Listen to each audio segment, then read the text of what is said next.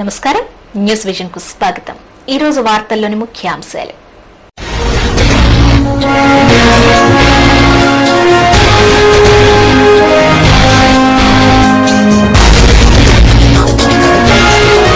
కాంగ్రెస్ పార్టీలో ప్రజారాజ్యం విలీనం స్వాగతిస్తున్న టీఆర్పీ నేతలు, అవకాశ రాజకీయమే అంటున్న అఖిల పక్షం. ప్రభుత్వం ప్రజా ఆరోగ్య విషయంలో ఇండియన్ మెడికల్ అసోసియేషన్ ను భాగస్వామ్యం చేయాలి. 160వ రాష్ట్ర వర్కింగ్ కమిటీ సమావేశంలో ప్రముఖ వైద్య నిపుణులు సమరం. శ్రీవారి నిధుల్ని దుర్వినియోగం చేస్తే సాధించేది లేదు. తిరుమల తిరుపతి పరిరక్షణ సమితి హెచ్చరిక. పిల్లల విద్యాబుద్ధులను తల్లిదండ్రులు బాధ్యతగా తీసుకోవాలి. బాలల హక్కుల్ని ఉల్లంఘించడం చట్ట విరుద్ధం. తిరుపతి 3వ అడిషనల్ జడ్జి సూర్యనారాయణ గౌడ్.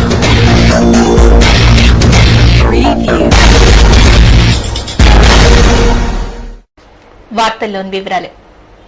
పట్టభద్రుల ఓటర్ల నమోదు, పోలింగ్ కేంద్రాల ఏర్పాటు, వీటిలో ఏవైనా అభ్యంతరాలుంటే తెలియచేయాలని జిల్లా కలెక్టర్ శేషాద్రి గుర్తింపు పొందిన రాజకీయ పార్టీలను కోరారు. ఆదివారం చిత్తూరు జిల్లా collector Seshadri, joint collector Pradyumna MLC ఎన్నికలు సమీపిస్తున్న నేపథ్యంలో అన్ని రాజకీయ పార్టీల నాయకులతో సమావేశం నిర్వహించారు. ఈ సందర్భంగా కలెక్టర్ శేషాద్రి మాట్లాడుతూ, ఇప్పటి వరకు పట్టభద్రుల నియోజకవర్గానికి సంబంధించి జిల్లా వ్యాప్తంగా 116 పోలింగ్ కేంద్రాలు, ఉపాధ్యాయ నియోజకవర్గానికి 70 కేంద్రాలు ఏర్పాటు చేయడం జరిగిందని తెలిపారు.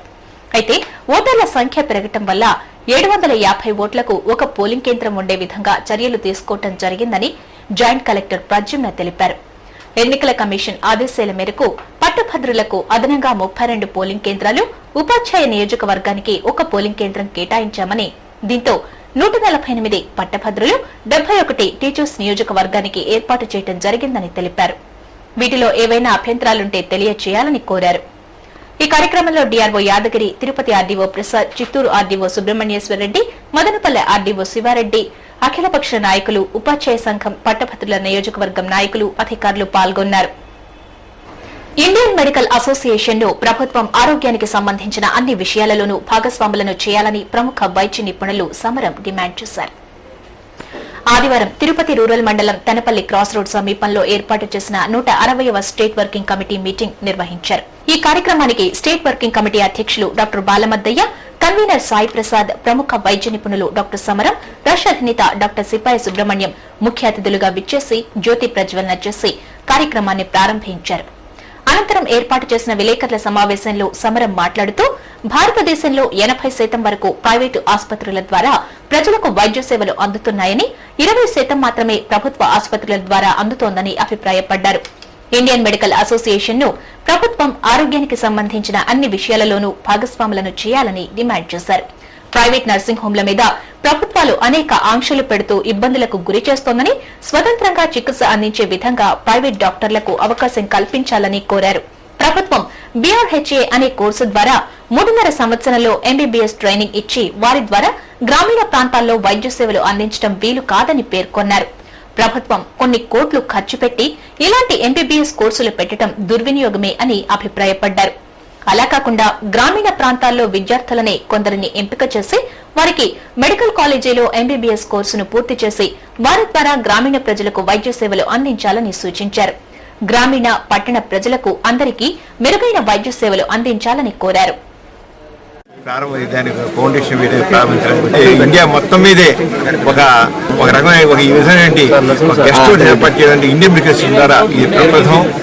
దీని ద్వారా కేవలం ఆంధ్రప్రదేశ్లోని డాక్టర్లకే కాకుండా అలాగే ఇండియాలో మొత్తం వాళ్ళకి ఎన్ఆర్ఐకి కూడా అందరూ కూడా వచ్చి వాళ్ళు ఇక్కడ గెస్ట్ హౌస్ ఉండడానికి అందరికీ అవకాశం ఇస్తాం. అదేవిధంగా ఇండియన్ మెడికల్ అసోసియేషన్ యాక్టివిటీస్ను కూడా ఇక్కడి నుంచి చేయడానికి మనకు చేయడం జరుగుతుంది. ఇండియన్ మెడికల్ అసోసియేషన్ మరి ప్రజారోగ్య విషయంలో చాలా కృషి చేస్తుంది. ఒక రకంగా చెప్పాలంటే భారతదేశంలో ఈ ప్రజల ఆరోగ్య విషయంలో 80% ప్రైవేట్ డాక్టర్ల ద్వారా దొరుకుతాయి. కేవలం 20% ప్రభుత్వ వైద్యుల ద్వారా ప్రభుత్వం తరఫున జరుగుతాయి. అదేంత ప్రజారోగ్య విషయంలో ప్రజల ఆరోగ్య పరిరక్షణలో ఇండియన్ మెడికల్ చాలా కృషి చేస్తుంది. అనంతరం డాక్టర్ సిపాయి సుబ్రహ్మణ్యం మాట్లాడుతూ, ప్రజలు ప్రతి ఒక్కరూ హెల్త్ ఇన్సూరెన్స్ చేసుకోవాలని సూచించారు. తద్వారా మెరుగైన వైద్య సేవలు పొందవచ్చునని తెలియజేశారు. ఆరోగ్యశ్రీ ద్వారా చాలా మంది పేద ప్రజలు లబ్ధి పొందుతున్నారని తెలిపారు. 2-3 సంవత్సరాలకు ఎంబీబీఎస్ పూర్తి చేయడం అసాధ్యమని, మెడికల్ కాలేజీల ద్వారా ఎంబీబీఎస్ పూర్తి చేయడం వల్ల ప్రజలకు మెరుగైన వైద్య సేవలు అందించవచ్చునని అభిప్రాయపడ్డారు. ఈ కార్యక్రమంలో స్టేట్ వర్కింగ్ కమిటీ సభ్యులు, డాక్టర్లు తదితరులు పాల్గొన్నారు. టెక్నాలజీ పెరిగింది, డాక్టర్లు ఆ టెక్నాలజీ బెంగళూరు, హైదరాబాద్ అట్లా వెళ్తున్నాయి. ఇవాళ తిరుపతి ప్లేస్లో కూడా టెక్నాలజీ ఉంది, కానీ ప్రజలు ఇన్సూరెన్స్ చేసుకోకపోతే టెక్నాలజీ ముందుగా హెల్త్ ఇన్సూరెన్స్ బాగా డెవలప్ చేసుకోవాలి. కొంచెం మారల్ సపోర్ట్ పేషెంట్ అటెండ్ చేయడానికి, వైద్యం చేయడానికి మీడియా నుంచి మేము సపోర్ట్ రిక్వెస్ట్ చేస్తాం. అది కూడా అర్థం చేసుకుని జాతీయ గ్రామీణ ఉపాధి హామీ పనులు పారదర్శకంగా చేపట్టేందుకు శ్రమశక్తి సంఘాలతో పనులు చేపట్టాలని డ్వామా పీడీ చంద్రమౌళి ఆదేశించారు. ఆదివారం చిత్తూరులోని డ్వామా కార్యాలయంలో ఏపీడీ, ఏపీఓలతో పీడీ చంద్రమౌళి సమావేశం నిర్వహించారు. ఈ సందర్భంగా ఆయన మాట్లాడుతూ కేంద్ర, రాష్ట్ర ప్రభుత్వాలు ప్రతిష్టాత్మకంగా చేపడుతున్న ఎన్ఆర్ఈజీఎస్ పనులు పటిష్టంగా, పారదర్శకంగా చేపట్టేందుకు గ్రామాల్లో శ్రమశక్తి సంఘాలు ఏర్పాటు చేయడం జరిగిందని అన్నారు. ఇప్పటికే గ్రామాల్లో పనులు గుర్తించడం జరిగిందని, గుర్తించిన పనులు ఫిబ్రవరి 7 నుండి 13వ తేదీలోపు శ్రమశక్తి సంఘాలకు కేటాయించాలని సూచించారు. ఏపీఓలు, టెక్నికల్ అసిస్టెంట్లు ఎప్పటికప్పుడు మస్టర్లు తయారు చేసి కూలీల సంతకాలు తీసుకోవాలని ఆదేశించారు. గత అనుభవాలను దృష్టిలో ఉంచుకుని ఎలాంటి అవకతవకలు జరగకుండా జాగ్రత్తలు పాటించాలన్నారు. వేసవి ప్రారంభమవుతున్న నేపథ్యంలో ప్రతి గ్రామంలో పనులు జరగాలని సూచించారు. పని రోజులు, కూలీ రేట్లు పెంచినందున కూలీలు అధికంగా వచ్చే అవకాశం ఉందని, దీన్ని వినియోగించుకుని వలసలు నివారించి గ్రామాల్లో ఉపాధి అవకాశాలు కల్పించాలని పేర్కొన్నారు. ఈ కార్యక్రమంలో ఏపీడీలు గోపీచంద్, తిప్పేస్వామి తదితరులు పాల్గొన్నారు. తల్లిదండ్రులు ప్రతి ఒక్కరూ తమ పిల్లలకు తప్పనిసరిగా విద్యను నేర్పించాలని తిరుపతి 3వ అడిషనల్ జడ్జి సూర్యనారాయణ గౌడ్ సూచించారు. సమాన విద్యా సాధన సమితి ఆధ్వర్యంలో ఆదివారం స్థానిక న్యూ బాలాజీ కాలనీలోని యూత్ హాస్టల్లో బాలల హక్కుల ఉల్లంఘనపై పబ్లిక్ హియరింగ్ కార్యక్రమాన్ని నిర్వహించారు. ఈ కార్యక్రమానికి ముఖ్య అతిథిగా తిరుపతి 3వ అడిషనల్ జడ్జి సూర్యనారాయణ గౌడ్ విచ్చేసి ప్రారంభించారు. అనంతరం ఏర్పాటు చేసిన సభలో సూర్యనారాయణ గౌడ్ మాట్లాడుతూ విద్యార్థులు చదువుకునేందుకు ప్రభుత్వం అన్ని సదుపాయాలు కల్పిస్తోందని, తల్లిదండ్రులు ప్రతి ఒక్కరూ తమ పిల్లలకు తప్పనిసరిగా విద్యను నేర్పించాలని సూచించారు. చాలా వరకు తల్లిదండ్రులు ఆర్థిక ఇబ్బందులతో తమ పిల్లలను చదివించుకోలేకపోతున్నామని చెబుతారని తెలియజేశారు. విద్యతోనే అభివృద్ధి సాధించగలమని గుర్తు చేశారు. తాము చదివే రోజుల్లో ఏ సదుపాయాలు లేకున్నా కష్టపడి చదువుకున్నామని, అందుకే ఈ స్థాయికి చేరుకోగలిగామని గుర్తు చేసుకున్నారు. ఉపాధ్యాయులు కూడా విద్యార్థులకు విద్య మీద ఆసక్తి కల్పించాలని, హాస్టల్లో కూడా విద్యార్థులకు మంచి ఆహారం అందించాలని ఆయన సూచించారు. ఈ కార్యక్రమంలో సీనియర్ సివిల్ జడ్జిలు వెంకటరమణ, గుర్రప్ప, జిల్లా CWC Meera, RVM Sankaraiah, labour officer Sivakumar, విద్యార్థులు, వారి తల్లిదండ్రులు పాల్గొన్నారు. 14 సంవత్సరాల లోపు పిల్లలందరినీ కూడా బయట ఉంచాలని మన చట్టాలు చెబుతున్నాయి. తల్లిదండ్రులు అయితే కొంతమంది 6 మంది పిల్లలు ఉంటే ఎవరో ఒకరు చదువుతూ ఉంటే మిగతా వాళ్ళు పంపలేక, శక్తి లేక ఉన్న అవకాశాలని ప్రభుత్వం వారు పొందుపరిచిన వారిని వాడుకోలేక వారిని పంపలేకుండా ఉన్నారు. విద్యా విధానం వల్ల అభివృద్ధి చేయకుండా కొన్ని అడ్డంకుల వల్ల ఆగిపోవడం జరుగుతుంది. అలాంటి వాళ్ళు ఏ 40 సంవత్సరాలకు 30 సంవత్సరాలకు బయట వెళ్ళి వారికి సర్టిఫికేట్ లేకపోయినా వాళ్ళ ఉన్న సామర్థ్యాన్ని చూపించుకొని ఈ ప్రైవేట్ సంస్థల్లో గుర్తింపగలిగిన వ్యక్తులను గుర్తిస్తే అక్కడ వారి సామర్థ్యానికి గుర్తింపు వస్తుంది. ఖాతాదారులకు అన్యాయం జరగకుండా టౌన్ బ్యాంక్ పాలకవర్గం అధికారులు చర్యలు చేపట్టాలని టౌన్ బ్యాంక్ పరిరక్షణ కమిటీ అధ్యక్షులు పట్టాభిరామస్వామిరెడ్డి డిమాండ్ చేశారు. ఆదివారం చిత్తూరు జీవకారుణ్య సంఘంలో టౌన్ బ్యాంక్ ఖాతాదారుల పరిరక్షణ కమిటీ సమావేశం జరిగింది.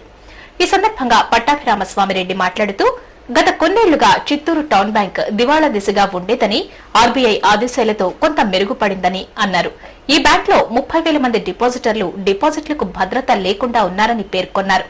ప్రస్తుతం 10 కోట్ల రూపాయల డిపాజిట్లు వచ్చాయని, అధికారులు ఖాతాదారులకు సరైన వడ్డీ కల్పించి నిర్ణీత సమయం కేటాయించి డిపాజిట్లు కంతుల వారీగా చెల్లించాలని కోరారు. ఇందుకోసం బ్యాంకు అధికారులు చర్యలు తీసుకునే విధంగా ఒత్తిడి తీసుకురావాలని అన్నారు. రాష్ట్రంలో ఖాళీగా ఉన్న ఎస్సీ, ఎస్టీ ఉద్యోగాలను ప్రభుత్వం వెంటనే భర్తీ చేయాలని జీవీఎస్ రాష్ట్ర వ్యవస్థాపక అధ్యక్షులు శంకర్ నాయక్ డిమాండ్ చేశారు. గిరిజన విద్యార్థి సమాఖ్య రాష్ట్ర స్థాయి కార్యవర్గ సమావేశాన్ని ఆదివారం స్థానిక ప్రకాశం రోడ్లోని అంబేద్కర్ భవనం నందు నిర్వహించారు. ఈ సందర్భంగా శంకర్ నాయక్ మాట్లాడుతూ రాష్ట్రంలోని కాంగ్రెస్ ప్రభుత్వం గిరిజనుల ఓట్లతో అధికారంలోకి వచ్చిందని, అలాంటి గిరిజనుల సమస్యలను పరిష్కరించడంలో కాలయాపన చేస్తోందని ఆవేదన వ్యక్తం చేశారు.